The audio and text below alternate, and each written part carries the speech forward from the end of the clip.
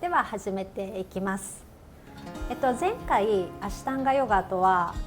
どういうものなのかというお話をさせていただきました。そして現代のアシュタンガヨガというのはヨガの8子則という古のヨガの教えが土台になっているというお話をしました。今回はそのヨガの8子則とはどういうものなのかで、現代のアシュタンガヨガの中でそれがどう生かされているのかっていうことをなるべく分かりやすく、あと私の見解を交えながらお伝えしてまいります。シントリロジーは40代50代からの健康を心と体とスパイスのスペシャリストがちょっと変わった角度からお伝えするチャンネルです。お気軽に楽しんでください。でまずヨガって聞いて多くの方はヨガのアーサナっていうのはヨガのポーズのことです。ポーズを思い浮かべる方がとても多いのではないかと思います。で確かにアーサナっていうのはこのヨガが描く大きな地図の中の一部ではあります。でも地図がすごく大きいので、実はアーサナ、体を扱う部分よりさらに深い部分の心とか意識っていうのもヨガの地図には含まれています。でその地図を全体を見ていく。で全体を見るのが大変なので8段階に分けて見ていくというのが、ヨガの8子則になります。ヨガを学ぶ道にある8つのステップという意味になります。でこの8子則とは何かというと、ヤマ、ニヤマ、アーサナ、プラナヤマ、プラディアハーラ、ダーラナ、ディアナ、サマディという、8段階になるんですが、それぞれについてお話ししていきます。最初のヤマっていうのはこういうことをやらない方がいいよという教えです。でニヤマっていうのはこういうことをやった方がいいよっていう教えです。でこのやらない方がいいとかやった方がいいということは日常で普段実践できるような、道徳的な教えになります。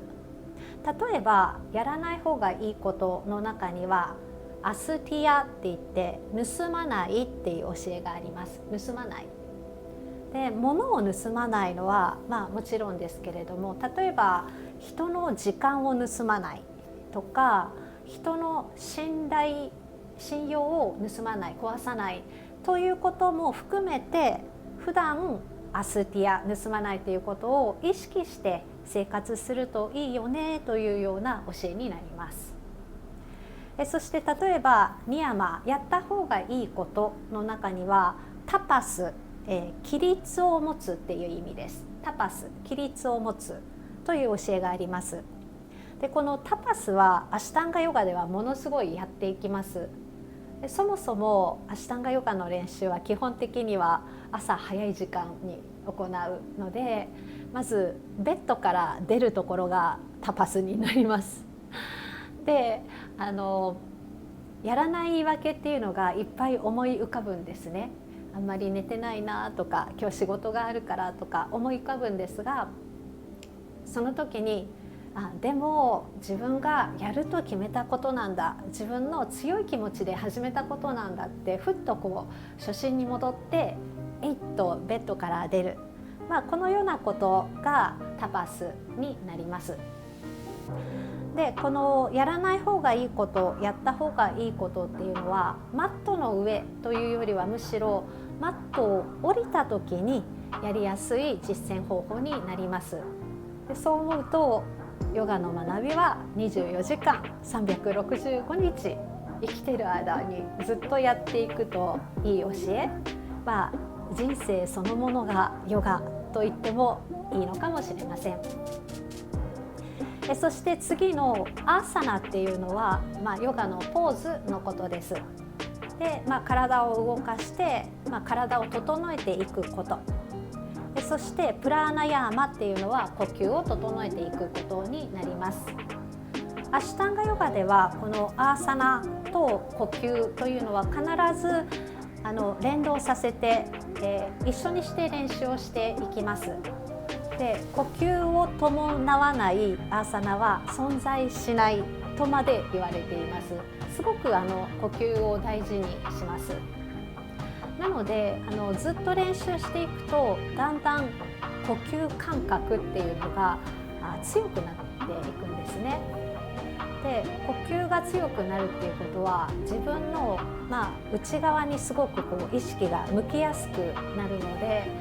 自分とつながる、自分を感じるのの最初の入り口になるんじゃないかなと思っています。そしてその次のプラディアハーラっていうのは五感の制御って訳されます。自分の感覚機能を制限していく、実践方法です。で、私たちの意識って常にこの五感に引っ張られるんですよね。美味しい匂いがしたらお腹減っちゃうとか、誰かの話を聞いたらそれに気を取られるっていうことが常に起こってしまうので、その感覚機能を制限することで意識も安定させようっていう実践方法です。で、アシュタンガヨガの中ではドリシティといって目線を定めることで、意識も定めやすくしたりとか、または練習を一度始めたら途中で止まらないで流れるようにずっと動いていきます。なので、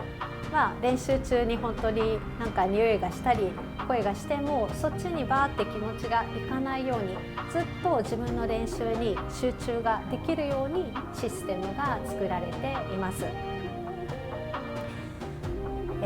プラディアハラ、五感の制御で、この五感の制御っていうのが深まっていくと自然に次のダーラナ、集中っていうのが深まりやすくなります。ダラナは意識を一点に定めることなんですけれども、集中と訳されます。で、ここはちょっと注意が必要で、夢中になって熱中するような状態はダラナではないんですね。自分の五感がちゃんと外を向いて周りの状況が分かっているけれども、気持ちはそこに引っ張られずに一点にちゃんとあることがダラナになります。なので例えば、電車に座って携帯を見て夢中になっていて、目の前に年配者がいたのに気づかず席を譲れなかったみたいな状況は、これはダラナではありません。で、周りを感じながら一点に気持ちがあるダラナ、このダラナが長い時間続いている状態を次のディアーナって言います。そして長い集中のさらに先にあるのが、ヨガの目指す境地、サマーディになります。で、サマーディの説明はすごく難しいなと思っているんですけれども、前の講義で伊勢くんがサマーディについて話してくれた言葉がすごく分かりやすくてよかったなと思っているので、ちょっとその伊勢くんの言葉をお借りしながらお伝えすると、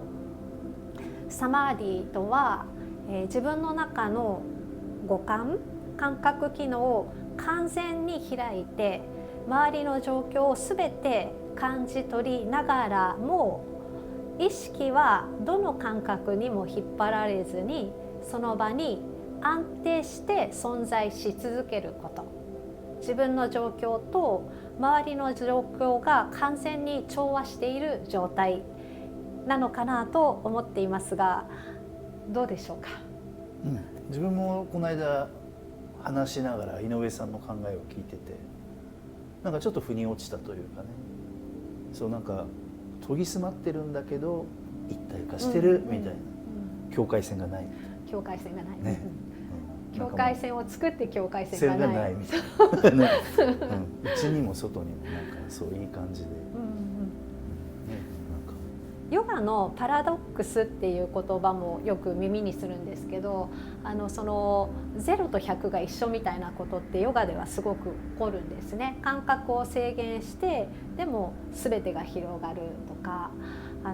ヨガって割とそういうことがいっぱい起きるなと思っています。ありがとうございます。このような8項目を手がかりにしてヨガの描くこの大きな地図をだんだん深めていくのが、ヨガの実践になります。で、一つすごく大切なのはこの8項目を階段を上るように1段階ずつクリアするようなものではないんですね。で、一段階一段階できたかどうかジャッジするようなものでもなくって、なぜならば全ての段階はお互いにすごく密接に関係し合っているので、何段階か同時に学んだりとか行ったり来たりしながらヨガの地図全体をだんだん学んでいくっていう形だからです。で、例えば、ドリシティ、目線が定まっている、五感を制御していることでダーラナ、集中が深まるとか、アーサナ、ポーズを深めながらプラーナヤマ、呼吸が深まるということをアシュタンガヨガではやっています。なので練習が終わった後すごい疲れたけどものすごく気持ちがポジティブになったとか、辛いポーズをやったけど心がすごく穏やかだったっていうことが練習をやっていくとすごく増えてくると思います。これは何をしているかっていうと、やっぱり単に体を曲げ伸ばししているだけではないっていうことなんですね。アーサナ、体を扱いながらヨガの8子則全体を体感しているっていうのが、現代のアシュタンガヨガでやっている練習なのかなと思います。ですからこのアシュタンガヨガというのは運動の出来不出来を比べるものではありませんし、特定の人だけがやるヨガでもありません。誰にでもできますし、年齢や経験や柔軟性に関係なくできるヨガになります。私たちも少しずつ続けていきたいと思っています。はい、やりましょう。今日は、ヨガの8子則とアシュタンガヨガについてお話しさせていただきました。ありがとうございました。ありがとうございました。ありがとうございます。